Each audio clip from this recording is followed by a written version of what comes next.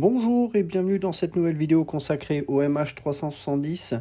Alors aujourd'hui je vous propose une vidéo pour faire un petit peu le tour de différents sites sur lesquels vous pouvez retrouver tout un tas de rapports, de résumés, de déclarations de presse, etc.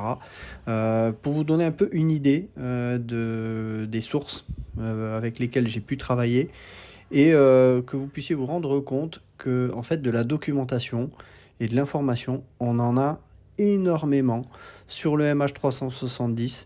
Il y a quand même beaucoup de communication qui a été faite comme jamais dans l'histoire d'un accident aérien. Donc on va passer en revue quelques sites. Alors je ne vais pas tous les passer en revue parce que forcément ça serait quand même assez exhaustif.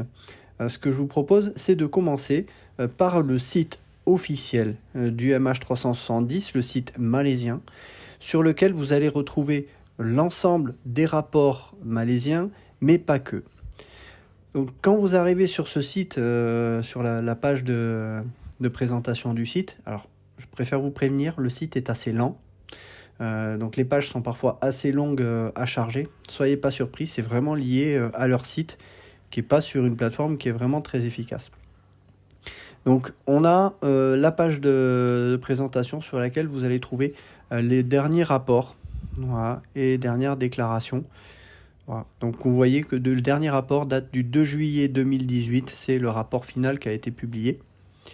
Là-dessus, vous allez retrouver une partie média sur lesquelles vous allez avoir les déclarations de presse qui ont été faites. On peut aller voir ça.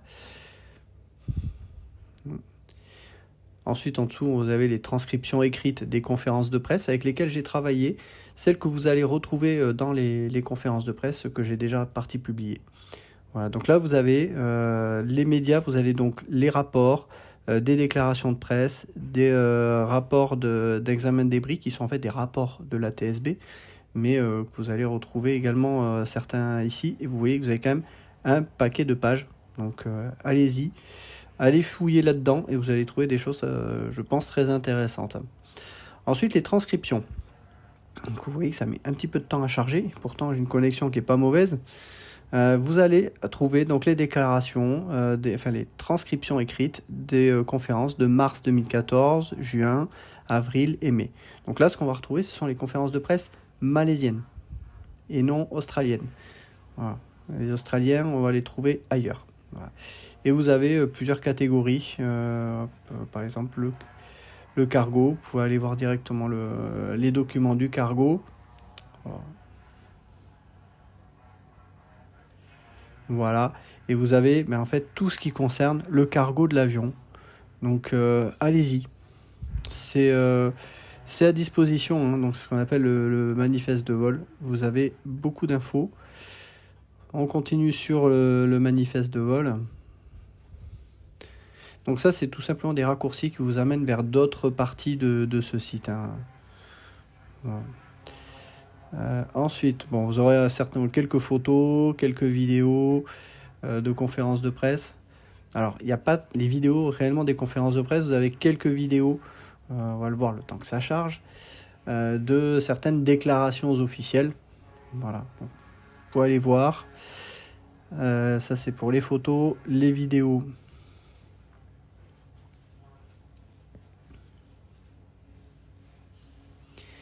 C'est long, hein. Ouais, je vous ai pas caché que le site n'est pas très très rapide. Voilà, vous avez quelques vidéos. Alors, regardez, vous avez des pages. Là, vous pouvez passer une, deux. Il y a plusieurs vidéos hein, dans ces cas-là. Là, ensuite, vous avez les Operational Search Update. Hyper important. Il faudra qu'un jour je fasse une vidéo un peu là-dessus parce que c'est vraiment les mises à jour des recherches au fur et à mesure. Et là, il y a de quoi dire. Hein. J'avais tout synthétisé à l'époque. Il y a quand même quelques pages. Voilà. Donc ça, c'est pour vous tenir au courant des moyens qui étaient déployés, notamment pour les phases de recherche sous-marine. Et donc, on vous dit qu'est-ce qui a été fait au jour le jour. Ensuite, vous avez les rapports de la TSB, qui est l'équivalent du BEA australien. Donc là, pareil, vous avez un lien sur ce site, sur quelques rapports, pas tous, voilà, de la TSB. Hein. Voilà. La TSB, on va le voir un petit peu plus loin. Les Underwater Search, donc ça c'est le rechercheuse en mer. Là pareil, vous avez énormément d'informations sur cette partie-là. Voilà, et là vous avez vraiment les mises à jour quasiment au jour le jour. Hein. Vous voyez, 22 mai, 15 mai. Voilà. Alors, au début, il y avait des points presse tous les jours. Puis au fur et à mesure que le temps passait, il n'y avait pas de nécessité de faire des points de presse tous les jours. Donc ça s'est un peu étalé. C'est pour ça que vous avez un 1er mai, 8 mai. Après, c'est devenu des points presse hebdomadaires. Hein. Voilà, donc allez là-dedans. Vous avez un paquet d'informations qui est à votre disposition. Vous en avez pour des heures et des heures. Allez regarder tout ça. Moi, j'ai vraiment travaillé avec ça dès le départ et je peux vous assurer qu'il y a de quoi faire, hein, vraiment. Là, si je prends par exemple cet exemple-là, le Doc 2, pour ce qui est du cargo, s'il veut bien s'ouvrir un jour. Voilà. Donc vous avez vraiment les copies des bordereaux que vous avez retrouvés. Allez éplucher ça dans le détail si ça vous plaît. Allez-y. Vous allez peut-être trouver des choses qui peuvent vous intéresser et qui peut-être vérifier ou corriger ce que peuvent dire certains journalistes parfois. Voilà. Donc allez là-dedans. Tout est disponible sur ce site. Autre site où vous allez avoir des informations assez intéressantes, hein, c'est le site de l'ATSB, donc l'équivalent du BEA australien. Et là, vous allez retrouver plusieurs rapports. Alors, vous les retrouvez sur la droite ici.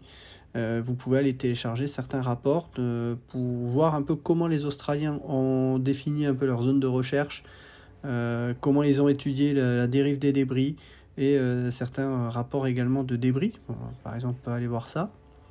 Voilà, alors là, le site est déjà beaucoup plus rapide. Donc là, vous avez un rapport complet sur l'ensemble des débris. Enfin, peut-être pas celui-là. Non, c'est pas celui-là. Donc là, c'est quelques débris. Donc l'analyse de la dérive des débris. Voilà. Donc vous avez ça là-dessus. Quoi d'autre? Voilà, c'est celui-là plutôt pour les débris. Donc voilà, faut naviguer un petit peu. Mais tout est accessible, quoi. Voilà. Donc il date du 3 octobre 2017. Alors ça, c'est le rapport, je ne me trompe pas, 3 octobre 2017, c'est le rapport final australien. Savoir que les Malaisiens ont publié leur rapport final à peu près 6 mois plus tard. Et donc là, vous allez retrouver un rapport qui fait quand même un bon paquet de pages. Hein. Voilà. Et tout est synthétisé sur la totalité. Ouais, il y a plus 400 pages. Tout est synthétisé. Les hydrophones, voilà, vous trouvez l'étude sur les hydrophones. Également l'analyse des différents débris, des coquillages. En gros, c'est un peu une synthèse de tout un tas de rapports qui ont été publiés, parce que bien sûr, il y a d'autres rapports qui étaient publiés auparavant. Donc voilà, ce rapport, vous pouvez y accéder sur leur site. Quoi d'autre? La définition, comme je disais, la façon dont ils ont défini les zones de recherche. Là, vous avez retrouvé le rapport du 3 décembre 2015. Où là, vous avez dans du très technique, hein, je préfère vous prévenir. Mais allez-y, moi au début, je n'y comprenais pas grand-chose. Et puis à force de lire, d'essayer de comprendre la logique, voilà, vous arrivez à comprendre un petit peu tout ça. Voilà. Donc ça, c'est le site de la TSB où vous avez pas mal de choses. L'étude des dérives. Voilà, il y a eu 3 études, si je ne me trompe, qui ont été faites en fait par le CSIRO, qui était l'organisme en gros d'études de dérive des débris. Et là, pareil, vous avez le 3e rapport qui vous explique un petit peu comment ils ont procédé, les calculs qu'ils ont fait, les zones qu'ils ont délimitées, etc. Voilà. Donc il y a de quoi faire. Je vous garantis que c'est hyper instructif. Alors bien sûr, tout est en anglais, mais c'est passionnant. J'ai appris beaucoup de choses et surtout, ça vous permet d'aller vérifier tout ce qu'on vous dit. Voilà. Un autre rapport pour voir. Hein. Hop. Lui qui date de quand? 8 octobre 2014. Donc vous voyez, on est quelques mois seulement après la disparition de l'avion. Vous avez une idée comme ça des données satellites, comment ça fonctionnait, la trajectoire qu'ils ont donnée, ce qu'ils ont étudié. Et là, ne vous référez pas à ce que vous pouvez entendre de certains journalistes. Hein. Allez vous rendre compte par vous-même, essayez de comprendre ces documents et je vous garantis que ça vous donnera un œil certainement bien différent que ce qu'on peut vous dire. Voilà pour la partie ATSB. Un autre site très intéressant que je vous encourage également à regarder, c'est le site de l'AMSA. L'AMSA, qu'est-ce que c'est? C'est l'Australian Maritime Safety Authority. C'est l'organisme qui est chargé en Australie de la recherche et du sauvetage. C'est cet organisme qui a pris la direction des opérations de recherche et de sauvetage dès l'instant où on a su que l'avion était au large de l'Australie. Pourquoi? Parce que c'était dans la zone de recherche qui était déléguée à l'Australie, ce qu'on appelle la SRR, la Search Rescue Region. Et c'est donc cet organisme qui a mené, enfin du moins coordonné, les différents moyens de recherche dans la zone pour tout le mois de mars. Jusqu'au 31 mars, puisqu'au 31 mars ou 1er avril, c'était un autre organisme qui a été créé, on le verra après, pour gérer les opérations non plus de recherche, mais de recherche et de sauvetage, mais de recherche d'épaves. C'est-à-dire qu'on franchissait une étape, on savait que là ça faisait trop longtemps qu'il ne pouvait plus y avoir de survivants, donc on n'était plus dans une phase de sauvetage. Donc là vous allez retrouver jour après jour, à partir du 17 mars, tout ce qui a été fait, toutes les infos concernant l'évolution des recherches. Si je vous prends au 17 mars, vous allez avoir les événements, on vous rappelle les événements, et vous allez avoir également la copie du message Twitter qui était publié. Et ensuite, vous avez régulièrement des updates. Désolé pour les travaux. Des updates, là, par exemple le update 1, ça vous dit un petit peu où est-ce qu'on en est. Et ce qui a été déployé dans la zone. Donc vous savez comment ont été utilisés les moyens aériens, également en aval. C'est très intéressant. Vous avez par exemple ici, concernant les images satellites, voilà, vous avez quelques déclarations, des vidéos, et vous avez, ça c'est très intéressant, vous avez plusieurs formats de cartes qui vont vous dire au fur et à mesure quelles étaient les zones. Alors il faut que j'aille à charger. Hop. Vous allez avoir au fur et à mesure les zones qui ont été couvertes jour après jour. Donc vous allez pouvoir voir tel jour, quelle zone a été vérifiée par les avions, sur quelle zone ils ont envoyé. Vous avez la surface, vous avez l'étude des routes possibles sur lesquelles ils ont déterminé un petit peu ça. Donc c'est très très très complet, vraiment. Donc allez-y. Vous avez également des vidéos qui vous ramènent vers des liens YouTube par exemple, ou pour télécharger carrément les vidéos des conférences de presse qui avaient été données par les Australiens à l'époque. Que d'autre ce que je peux vous dire, parfois vous avez plusieurs updates sur la même journée, là vous avez 3 updates. Voilà. Et pareil pour l'évolution des images également, hein, vous allez avoir également hop, voilà, vous voyez les zones qui ont été couvertes dans la journée en fonction des dates également, vous avez des légendes. Voilà, ça a été très très utile pour moi d'étudier ça, pour voir un petit peu comment ils avaient déployé leurs moyens de recherche. Et également, vous avez un aperçu de la météo. Au jour le jour, ça vous dit si la météo était bonne. Donc quand la météo n'était pas très bonne, vous pouvez vous douter que les recherches n'étaient pas forcément très faciles. Et là, ce qu'on vous dit, donc au 31 mars, c'est le JAC qui a commencé à prendre la suite. Hein. Alors, j'ai plus le nom de l'acronyme JAC. Je crois que c'est Joint quelque chose. Ça nous le dit peut-être plus tard. Voilà, donc là, c'est la fin des opérations de recherche par l'AMSA au 31 mars. Et après, on bascule sur le JAC. Et donc là, pareil, ça vous envoie vers des sites, hein, voilà, le Joint Agency Coordination Center. Voilà, on va l'ouvrir. Et ça vous envoie vers le site suivant, où vous allez avoir tout un tas d'informations. Vous avez par exemple ça, hop, ça vous donne des dates clés. Voilà, ça peut servir. La recherche de surface et ensuite les recherches sous-marines, zone de recherche, voilà. Bref, allez jeter un coup d'œil. Alors, faut que je vois si c'est sur ce site-là, parce que moi, à l'époque, j'avais récupéré toutes les cartes qui étaient fournies tous les jours par le JACC. Donc tout ça, j'ai stocké. Il faut que je compile un petit peu tout ça également pour faire une petite vidéo dessus, pour vous montrer un petit peu comment les recherches ont évolué également dans le temps. Je pense que ça pourrait faire une vidéo intéressante. Voilà. Autre site intéressant, celui de Geoscience Australia. Alors Geoscience Australia, c'est un organisme d'État australien qui est centré tout ce qui est sur la science, mais également sur l'étude des courants, etc.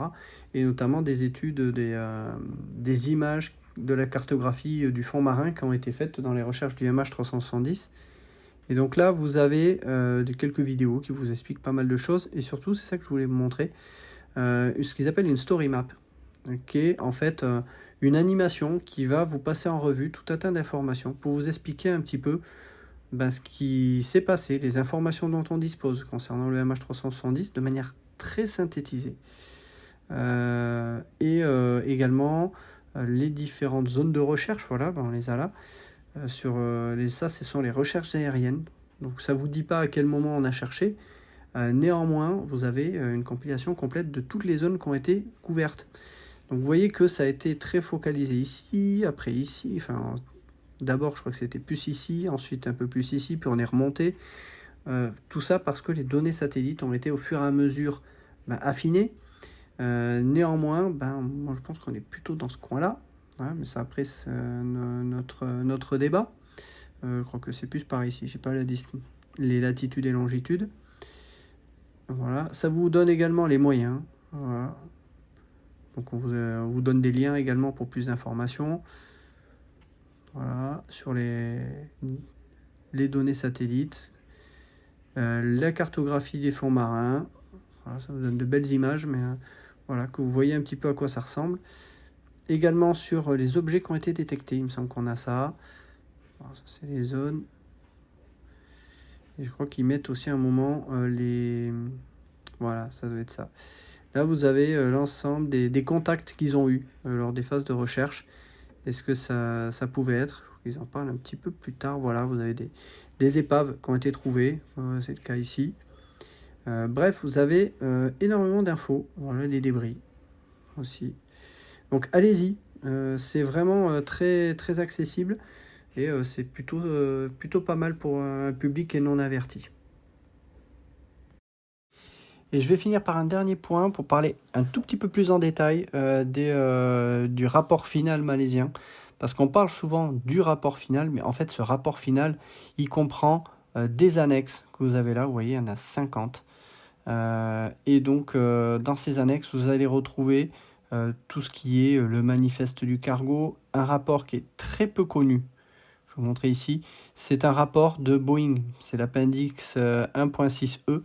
C'est un rapport de Boeing sur les calculs de carburant, sur la trajectoire radar qui a été suivie et des calculs de trajectoire éventuellement sur la partie de l'océan Indien. Très technique, mais pour ceux qui ont des compétences, des notions de pilote, allez-y, c'est un rapport qui est très intéressant. D'autres documents qui sont intéressants, là c'est plus pour un aspect contrôle, on a ce qu'on appelle le Letter of Agreement, c'est une lettre d'accord, ce sont les procédures qui sont prévues entre le contrôle aérien malaisien et vietnamien, et notamment les temps de réaction que doivent avoir les contrôleurs s'ils n'ont pas l'avion. Voilà, donc vous avez ce document qui est en annexe. Et vous avez également ensuite tout un tas de rapports qui sont des débris, voilà, des analyses de débris. Les transcriptions radio et téléphoniques qui avaient déjà été publiées dans un précédent rapport. Et vous avez 4 autres rapports qui sont très intéressants. Je prends ces deux-là par exemple, qui sont des rapports de la DGA française qui a expertisé le flaperon. Et ce qui est intéressant, c'est que parmi ces deux rapports, il y en a un qui est en français. Alors celui-là, c'est la version en anglais, voilà. Donc là, vous avez toute une étude très complète sur le flaperon.